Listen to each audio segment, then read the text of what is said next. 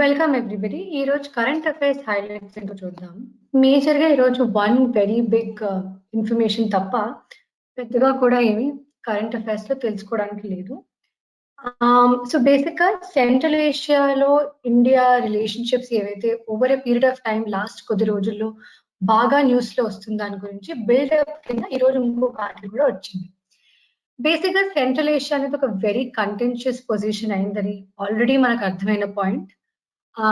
Whether it is due to the political tensions that are happening in Central Asia, అది Russia, Ukraine గురించి కావచ్చు, లేపోతే కజకిస్తాన్‌లో ఉన్న political డిస్టెబిలిటీ కావచ్చు, ఆర్ ఒక రకంగా చైనా హెవీ ఎకనామిక్ ట్రేడ్ చేయడం వల్ల కావచ్చు, ఆర్ యూఎస్ పొజిషన్ కొంచెం వీకెన్ అవ్వడం వల్ల కావచ్చు. అదొక వెరీ కంటెన్షియస్ పొజిషన్ అయింది entire వరల్డ్‌కి. Central Asia has always been a very important place for majorly one reason is because of its oil reserves. అందుకు అండ్ ఇన్ బేసికల్ గా కూడా సెంట్రల్ ఏషియా అన్నది కూడా కల్చరల్ గా కావచ్చు, జియోగ్రఫికల్ గా కావచ్చు, మేజర్ కంట్రీస్ కి మధ్యలో ఉంది. అంటే whether it is eastern part of the world కి western part of the world కి కనెక్ట్ చేయాలంటే కూడా మధ్యలో సెంట్రల్ ఏషియా అనేది ఉంది.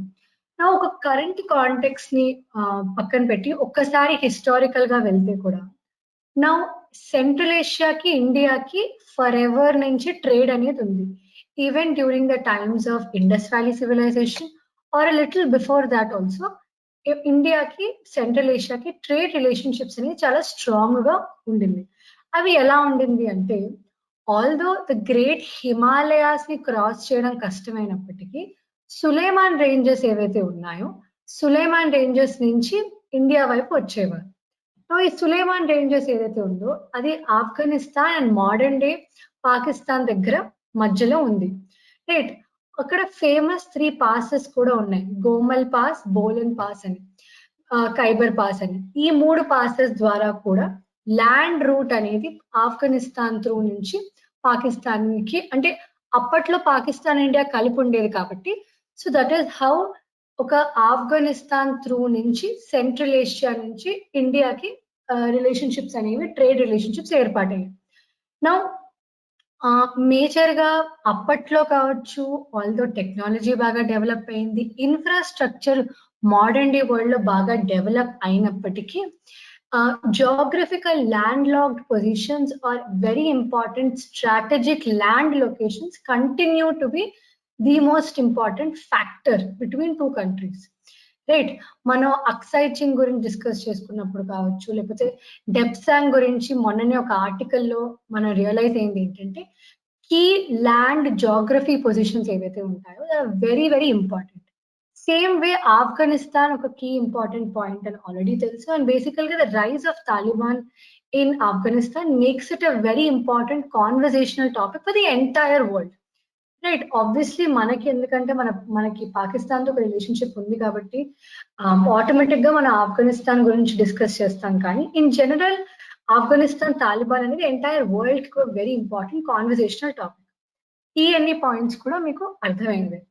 నా దీంతో జరిగిన ఒక మెయిన్ ఇంపార్టెంట్ ఏంటంటే బేసిక్ గా ఇండియాకి సెంట్రల్ ఏషియాకి రిలేషన్షిప్స్ ఉండడం అనేది very very important. Because Afghanistan అనేది ఒక వాలటైల్ అట్మాస్ఫియర్ లో ఉన్నప్పుడు, పాకిస్తాన్ మనకి ఆల్రెడీ మన ఎనిమీ అయినప్పుడు ఆటోమేటిక్ గా మన వెరీ జియోగ్రఫికల్ టర్మ్స్ లో కూడా, మన ప్యూర్ జియోగ్రఫికల్ టర్మ్స్ లో కూడా మనకి సెంట్రల్ ఏషియా సపోర్ట్ అనేది వెరీ ఇంపార్టెంట్. సెంట్రల్ ఏషియాలో కొన్ని కంట్రీస్ ఎలా ఉన్నాయి, ఇప్పుడు రష్యా ఉంది. ఫర్ ఎవర్ నుంచి రష్యాకి ఇండియాకి స్ట్రాటజిక్ పార్ట్నర్స్ కింద, పొలిటికల్ కింద కూడా మనకు చాలా రిలేషన్షిప్స్ అనేవి రష్యాతో ఉన్నాయి. సో ఆటోమేటిక్ గా మనకు ఒక ఇన్వాల్వ్మెంట్ అనేది ఉంది. అండ్ హిస్టారికల్ గా కూడా వెదర్ మన medieval India heroes of Babur కావచ్చు, వాళ్ళందరూ అక్కడ కూడా సెలబ్రేట్ అవ్వడం వల్ల కూడా thus a historical cultural connect also that ఒక సాఫ్ట్ పవర్ డిప్లొమసీతో ఒక రకంగా కమ్యూనికేషన్ అనేది సెంట్రల్ ఏషియన్ కంట్రీస్ డెవలప్ చేయడానికి. But obviously because China extreme economic interest చూపిస్తోంది సెంట్రల్ ఏషియా మీద, అండ్ చాలా రకాలుగా ఎకనామిక్స్ ప్రాజెక్ట్స్ కావచ్చు, డీల్స్ కావచ్చు స్ట్రాంగ్ గా స్ట్రెంగ్తన్ అయిపోయి ఉన్నాయి కాబట్టి ఆ విషయంలో కూడా బేసికల్ గా China is always going to be the biggest competitor of India కాబట్టి ఒక రకంగా అలా వెళ్ళి మనం అక్కడ కూడా ఇన్వాల్వ్ అయ్యే పొజిషన్ ఉంది.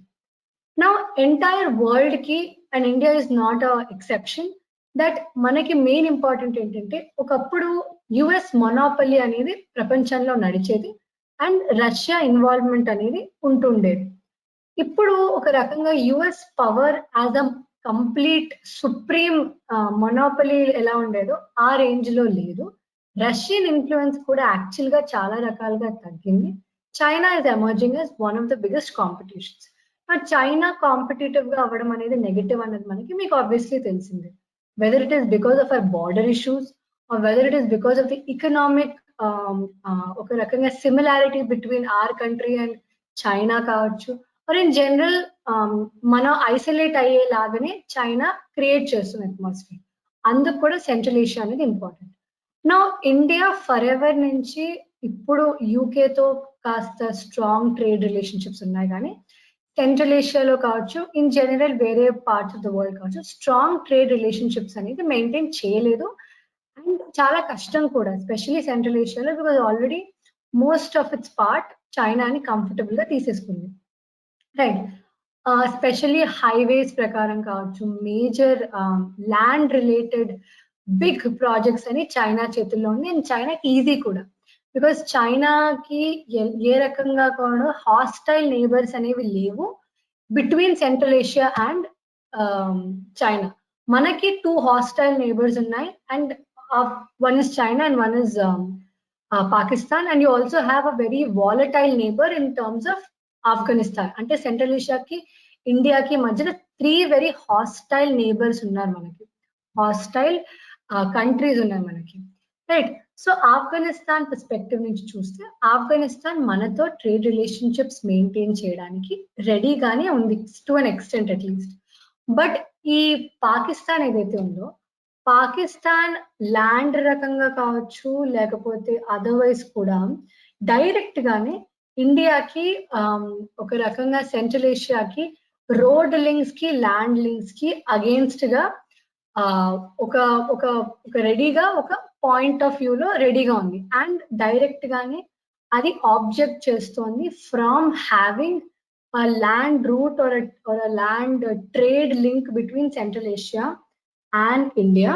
అది ఎలా చేస్తోంది అంటే బేసికల్ గా ఇరాన్ లో ఉన్న చాబహర్ పోర్ట్ ఏదైతే ఉందో అది ఒక very important strategic position for the sake of India and ఒక సెంట్రల్ ఏషియాకి మనం వెళ్లాల్సిన దాంట్లో ఇరాన్ లో ఉన్న చాబహర్ పోర్ట్ ఏదైతే ఉందో అదే మన అబ్సల్యూట్ సోర్స్ ఆఫ్ లింకేజ్ అని కింద చెప్పొచ్చు.